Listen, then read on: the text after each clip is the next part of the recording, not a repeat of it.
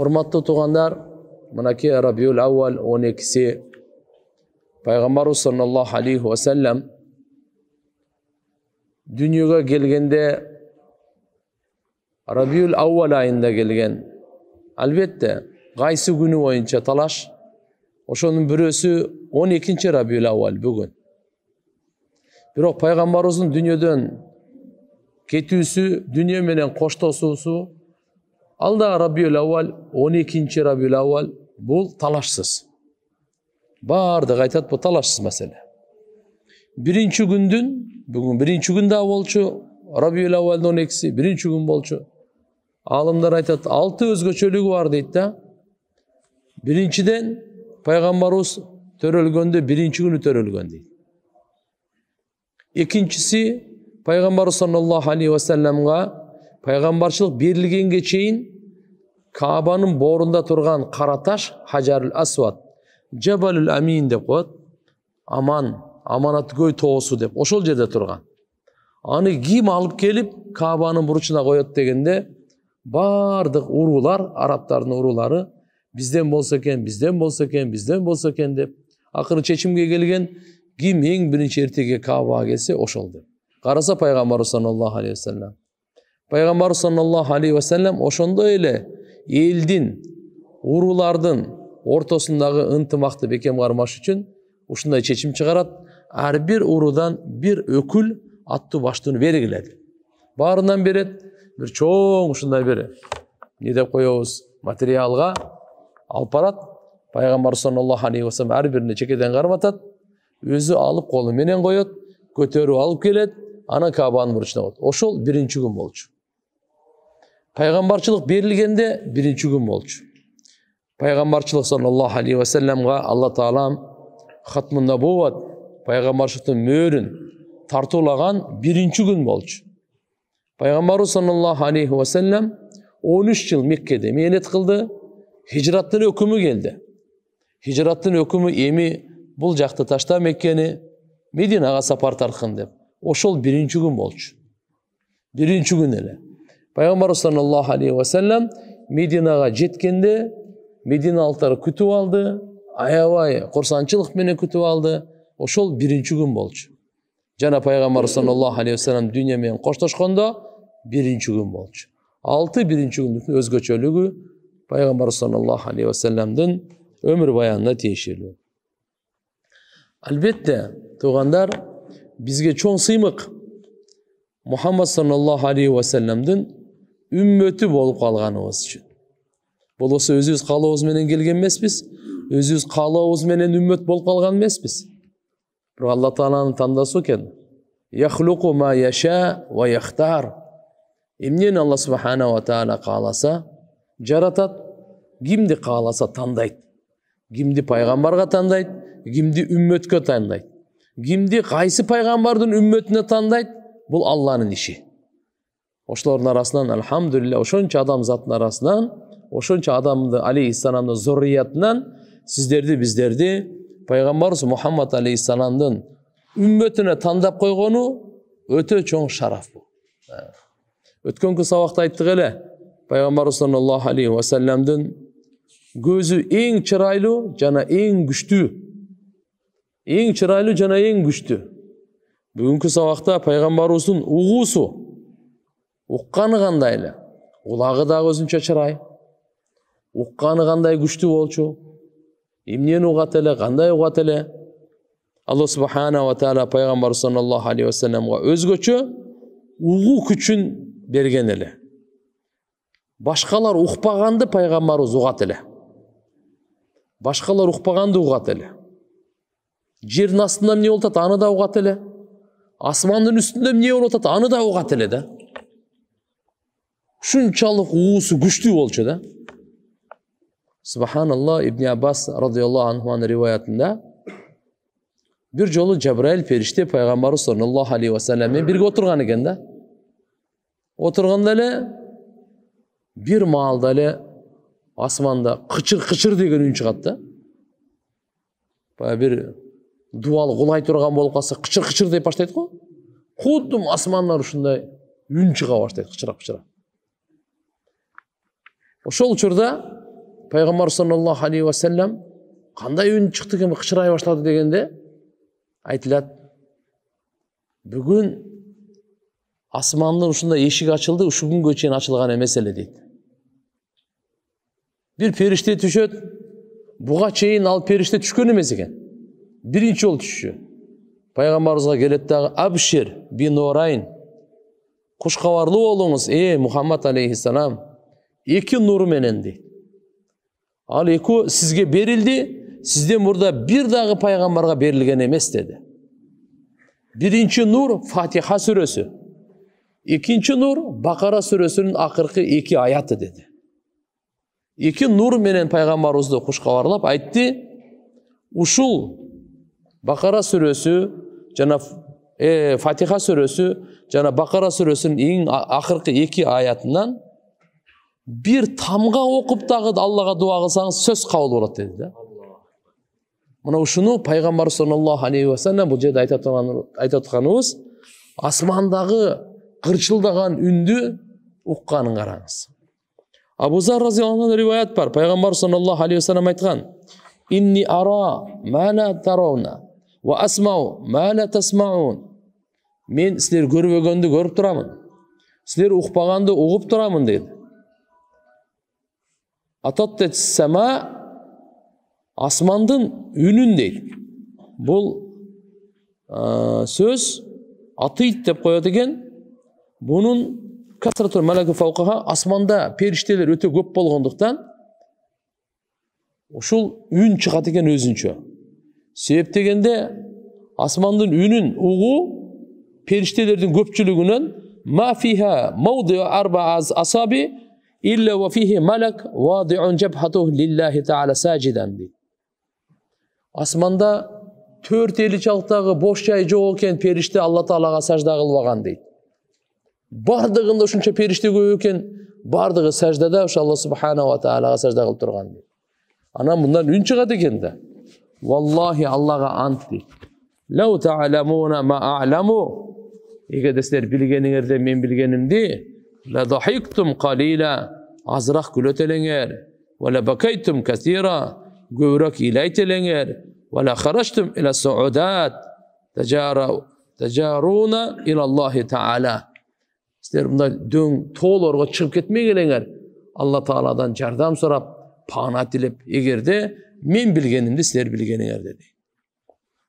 Tabarani'nin rivayetinde İbn Abbas radıyallahu anhuma'dan gelet, Peygamber sallallahu aleyhi ve sellem bir günü Cebrail perişte Safa mene Marva, Mekke'de acılık umra kılganda Safa Marva toğusu var, o şol yerden kattaydı da. Safa toğusunda Cebrail perişte turgan eken. Peygamber sallallahu aleyhi ve sellem ayıttı. Peygamber sallallahu aleyhi ve sellem ayıttı. Ya Cebrail, vellezi ba'asaka bil haq, ma amsal li ali Muhammed safatu min daqiqin ve la kaffun min saviqin de. Emi al жоқчылық учур Пайғамбар саллаллаху алейхи ва саллям өзі дағы, үй бүлесі дағы ачқа, Cebrail dedi, Allah Taala'ға ант ичип айтып атат, саңа ақиқатты беріп жіберген Allah Taala'ға ант, Мұхаммадтың үй бүлесі бүгін ундан bir лұқма дағы, талқандан bir уч дағы жоқ таңаттырды дейді да. Eştege jegenge жоқ та. Falam yakun kalamuhu bi asra. Uşu sözü aytып бүтелегеле asmandan söz uğuldu, uqtu Peygamberimiz. Ansamiya haddatan fis sama. Bunday qanday dep qo'yat bizdegi bir to'g көчкөндө үн чыгат го. Жоса birisi кулаганда үн чыгат го, ошондой үн чыкты асмандан дейт. Peygamberimiz коркуп кетти да Cebrail периштеге айтты. Эмне Алла Таала кыямат болгонго буйрук бердиби деди. Жоқ dedi. Kıyamet bolğanга buyruk bergen жоқ. İsrafilge buyruk berdi dedi. İsrafil geldi. Fanazala ileyk, sizge düşüp geldi. Bi mafatihi hazainil ard, jerdin kazınalarını açkıçın koşa alıp geldi. Ve amarani, bana buyruk berdi. Sizge oşonu sonuçtaganga, sey Peygamberimiz açka taң attırdı. Үй бүлөsü açka taң attırdı. Jegenge eşteke жоқ. Allah Taala İsrafil периштеге буйрук берген экен, жердин казыналарын, ачкычтарын алып барып бергин депчи. Анан мен сизге сунуштаганга буйрук берди деди. Жана усаййиру маак, сиз менен ошону мен чогуу алып барайын. Не дейт? Тихама деп мына Арабтын бардыгын жерин, тоолорун забаржат менен, якут менен, алтын менен, күмүш менен толтурган. Фа ин ши'та набиян маликан ва ин ши'та набиян абдан. Эгер сиз кааласаңыз кул пайгамбар болуңуз, кааласаңыз бадыша пайгамбар болуңуз. Ыктыяр берди. Кааласаңыз бадыша болуп пайгамбарчылыкты кылыңыз, Алла Тааладан ыктыяр. Кааласаңыз кул болуп эле, Алланын кулу болуп эле, кембагал болуп, жетип жетпей, курсагы ач болуп, ушинтип эле жокчулукка сабыр кылып пайгамбар болуңуз. Пайгамбарыбыз саллаллаху алейхи ва салламга Жабраил периште ишара кылды. Антавада, ылдый жагын ала бериң деди да. Ыктыяр берилди Алладан. Мен сунуштап алып келдим. Бирок эмис тандап алган сиздин ишиңиз деп анан ишара бергенде факала пайгамбар саллаллаху алейхи ва саллам айтты: "Бал набиян абдан, набиян абдан, набиян абдан." 3 жолу айтты. Жо мен Алланын кулу болуп эле пайгамбарчылыкты аткарам деди. Ошону тандады. Болбосо жердин казыналарын алып келген, алтын, забаржат бардыгын алып келген. Каласа ошондой болсун деп. Жок, пайгамбар сондай кылган жок да. Фалаванни кул, эгерде айтканыңда дейт, набиян маликан, бадыша болуп дегенде, анда мына тоонун бардыгы биз менен алтын болуп келет эле дейт. Бирок андай кылган жок. Бул жерде дагы ушу асмандан үндү укканы боюнча. Эми мушриктердин кабырдагы азапталып атканын да үнүн угат эле. Кабырда ким азапталып атат? Муслим шарифте келет, Заид ибн Сабит радыйаллаху анху риваят, пайгамбар саллаллаху алейхи ва саллям Бану Наджар деген уруу бар. Ошонун багына барса, биз дагы чогуу электейт. Бир маалда пайгамбарыбыздан качырып үркүп кетти. Пайгамбарыбызды жыгып коюуга жакын калды дейт. Ошол учурда 6-5 кабыр бар экен дейт. Пайгамбарыбыз айтты: "Ким тааныйт бул кабыр ээлерин?" деди. Бир киши айтты: "Мен тааныймын" деди. Пайгамбар саллаллаху алейхи ва саллям айтты: "Матамату, качан өлүштү эле булар? Кандай абалда өлүштү эле?" Кала фи ширк. Ширкте өлгөн деди. Пайгамбар саллаллаху алейхи ва саллям айтты: "Инна хадихил умма тубтала фи кубуриха." Бул үммөт кабырда сөзсүз сыналат. Сөзсүз сыноого душар болот. Айтты мындай деп: "Фалаула ан ла тадафану ла да'аутуллаха ayusmi'akum min azabil qabr allazi asma'u minhu." Эгерде силер көмбөй коюу коркунучу болбогондо, мен Аллага дуа кылат элем, кабырдагы азапталып аткан адамдарды угузууга. Алла Таала силерге угузат эле, кандай мен угуп жаткандай деди да. Башка риваятта келет, пайгамбарыбыз айтат: "Мен корком силер көмбөй качып кетип каласыңарбы, өлүктөрүңөрдү" дейт да. Эгерде кабырдын азабын силерге уктуруп кое турган болсо, пайгамбар өзү угуп атат. Бирок силерге дагы уктуруп кое турган болсом, анда силер өлүктөрүңөрдү көмбөй, сыртка эле таштап коюп качып кетесиңерби деп, ошодон корком деп. Субханалла, бардык эле адамдын жаны бирдей чыкпайт тугандар. Бардык адамдын жанын алууга бирдей периште келбейт. Туура, Малакул Маут, өлүм периштеси, Азраил периште, ал жетекчиси. Ол бардык кафырдын деле, мусулмандын деле, бузукунун деле, оңолгонун бардыгын эле жанына алат. Бирок ал менен кошо келгендер бардыгы бир периште эмес. Азап периштеси болот, рахмат периштеси болот. Биздин тагдырыбызда, биздин жаныбызды алганга кандай периште дайындалганын биз билбейбиз. Ким алып кетет экен, ким тартат экен, биз аны билбейбиз. Ошон үчүн айтат, кандай рух болсо, ошондой периште. Ошондой периште. Руханият канчалык таза болсо, канчалык нурлуу болсо, канчалык ак болсо, канчалык күнөөдөн таза болсо, ошого жараша периште келет экен. Ошого жараша боорукер периште келет экен. Канчалык таш болсо, канчалык кара болсо, канчалык таш боор болсо, канчалык күнөөдө батырылып калган болсо, малынып калган болсо, күнөөдөн чыкпаса, ошого жараша ташбор периштелер келет. Жанын чыгарганга өзүнө жараша. Ошон үчүн айтат, кандай рух, ошондой периште дейт.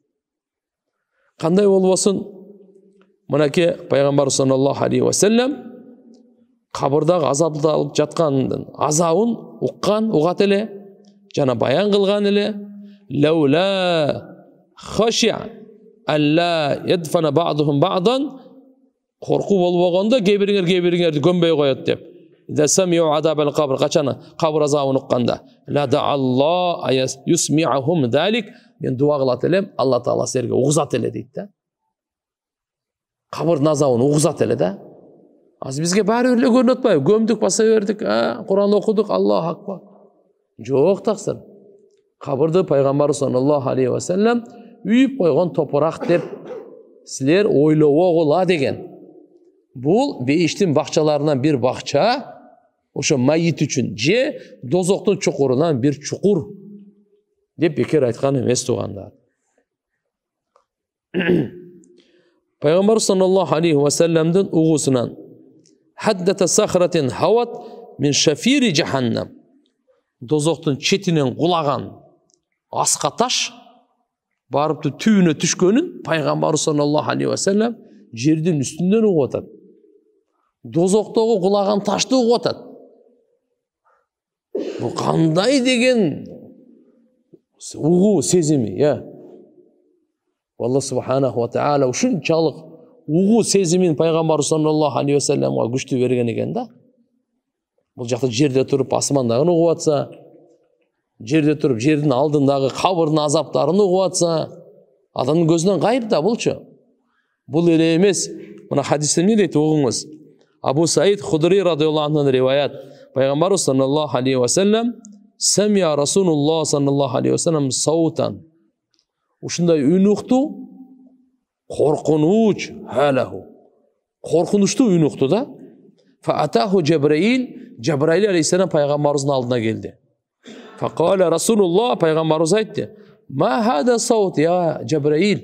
Джабраил, бул кайсы үн деди, мындай коркунучтуу үн деди. Фа кала Джабраил айтты: "Хадихи сахрату хават мин шафири жаханнам мин 70 ам." Бул деди. Дозоктон четинен кулаган аска таш экен, 70 жыл кулаптыр. Түбүнө жетпейт экен да дозоктун түбүнө. Ушунчалык чукур 70 жылдан бери кулап келе жаткан. Фахада хина балагат qa'raha, качан түбүнө жеткендеги, түшкөндөгү үн ушуну уктуңуз дептир. Фахаббаллаху айюсмиак саутаха, Алла Таала ушуну ыра көрдү, жакшы көрдү, ошонун үнүн угузуп коёюн депчи. Фама руия Расулуллах саллаллаху алейхи ва саллям дахикан мила фи хатта кабадахулла азза ва жал. Ошодон кийин пайгамбарыбыз дүйнөдөн кайтканга чейин күлгөн эмес дейт. Мындай жылмаюулар болгон, бирок каткырып күлгөн эмес экен да. Мынаны уккандан кийин 70 жыл кулаган азамын ал 12 километрге чейин самолеттер учушат да. Эң нары барганы да. Болсо 10дон эле тегереп 8 мындай. Ошко барсам бир 6-7 километр менен эле чыгып эле барып келет. Ошол жерден бир таш таштасаң, канча убакытта өтөт? Бат эле өтөт я. Бир 24 километр киран ыргытып бер. Канча мүнөт өтөт экен? Мисалы да, эми бул бир күн эмес, бир жыл эмес, бир ай эмес, 70 жылдан бери түшүп келаткан болсо, түбүнө жеткенге чейин. Аллаху акбар, Аллаху акбар. Аллахым баарыбызды дозоктун отунан сактасын. Тугандар, дозок тамаша эмес. Пайгамбар саллаллаху алейхи ва саллям ар бир намаздан кийин дуа кылат эле. Аллахумма инна науду бика мин адаби жаханнам. Дозоктун отунан сактагын дейт эле. Ва науду бика мин адабил кабр. Кабырдын азабынан сакта дейт эле. Мына кабырдын азабын пайгамбар саллаллаху алейхи ва саллям угуп атат. Кааласаңар уктуруп коеюн деп атат. Болса корком деп атат. Gömbey koyasыңарбы деп. Bir туганыңарды gömbey koyasыңарбы деп. Мынакей. Ошон үчүн пайгамбар саллаллаху алейхи вассалам сүннөтүнө ээрчип, биз дагы ар бир намаздан кийин көп убакыт кетпейт. Дозоктон пана тилеп жүрөйлү. Өзүбүзчө хотя бы. Өзүбүзгө райым кылайлы. Ата-энебизге райым кылайлы. Бала чакабызга райым кылайлы. Бардык мусулмандарга эле дуа кылайлы. Бу дүйнөдө кичине бирибизди кордоп, сынап, бир нерсебизди алып, эчтеке эмес да ахиреттин алдында. Ал жакта азаптын алдында.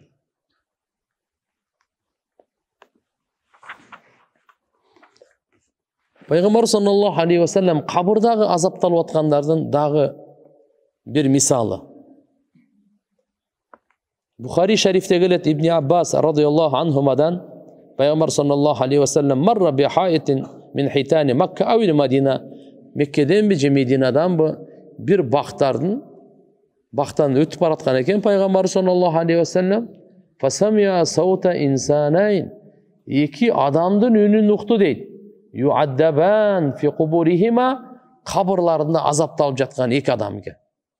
Ötüp baratsa baktın çetinde ушундай kabır var eken, al жердеги azabын uqtu. Başkaları uqan yok. Faqala Nebi sallallahu aleyhi ve sellem Peygamberimiz aytты mınday dedi. İnnahuma la yuaddabani ve ma yuaddaban fi kabir.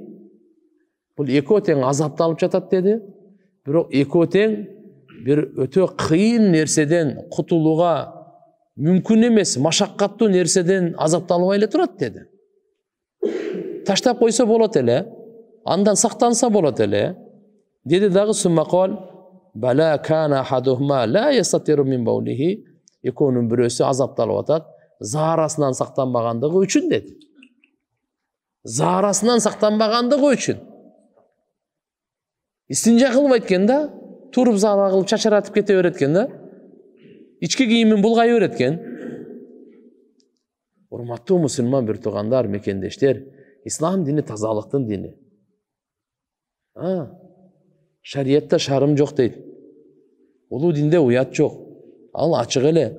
Бардык бүткүл дүйнө адам баласы болгонубуздан кийин биз жейбиз, ичебиз, ажатканага барабыз. Мынакей тазалык каерден башталат. Жеп ичкенден, жана чыгаргандан.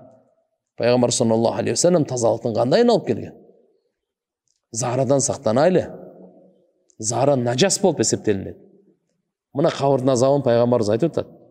Ва кана ал-ахар ямши бин намима, экинчиси чагымчылык кылып эле басып жүрчү дейт да. Чагымчылык. Эки мусулманды урушуп туруп коет. Буга бир нерсени айтат, тиги сен мындай деп атат го. Буга бир нерсе айтат, ана мындай деп атат го дейт. Жоксо аял менен күйөөсүн азыр мода болду, ошолчу. Жакшы жашап аткандарды ажыратуу. Көрө албай, ошолордун жакшы жашап атканын эптеп кара дубалайт, бирөөсү сыйкырлайт, бирөөсү дубалайт, дагы бир ар балекет салекеттер менен. Коомчулукта туугандар, Кудайдан коркойлу. Эки мусулманды уруштуруп коюу, чагымчылык бул өтө чоң күнөө, намима. Мынакей, муну экөө тең азапталып атканы пайгамбарыбыз айтып атат. Бирөөсү заарадан сактанбагандыктан, экинчиси чагымчылыктан азапталып атат. Бул экөө тең иннахума лам юаддаба фи амрин кана yakburu aleyhima aw yashqu fi'luhu bir maşakkatlı iş emес, андай эле чоң иш эмес эле дейт. Сактанса болот эле дейт. İmam Ahmad'ın rivayetinde Abu Umama radıyallahu anhu'dan öte ısık günü çıkan eken Peygamber sallallahu aleyhi ve sellem Baqi'ul Garqat degen jaka oşol жерден ün ukkan eken toktop kalıptır. Sahabalar arkasına geletkan ele. Alar öt ketdi. Toktop bana kin aytdı. Men dafantum hunal yevm bugün kimdi gömdüңөр bu jaka dediler. Al jerde sahabalar aytdı palançanı gömdük dediler. Peygamber sallallahu aleyhi ve sellem dan suraştı. Ne oldu? Ya Resulullah dep. Aymalar bilbeyt de Peygamber zuğutpay alardın azaptalып atkan. Anan aytdı, eko azaptalып atat. Birisi zaradan saklanbaganlığı üçün, ikincisi çağımçılığı üçün dep. Andan keyin bir oşol yerde butak var eken, daraktın butağı. Qurgaq emes, mınday свежий. Onu sındırıp durup, ekoni iki bölüp, iki kavurga Peygamber sallallahu aleyhi ve sellem sayıp koydu. Allah'dan ümit. Mümkün şu qurgağanға çeyin bu tasbih aytsa azapları jеңилдейт депчи. Себеп дегенде құрғақ емес, су дарақ, бұл тәсбih айтады. Не айтады? Тәсбih айтады, зикір айтады. Ошының зикірінен, берекесінен тигінің азабы кішкене жеңілдей шығар депші. Пайғамбар саллаллаху алейхи ва саллям мына ошо екеуіні ошындай қылып бөліп қойғанда люхаффафа анхума деп айтқан. Себепте сахабалар сұрады да: "Я наби Алла, лима фаалта хада?" Алланың елшісі, не үшін ушундай қылдыңыз? Bir бұтақты екіге сындырып тұрып сайып қойдыңыз дегенде, пайғамбарымыз айтты: азабы жеңілдеш үшін деді. Азабы жеңілдеш үшін деді.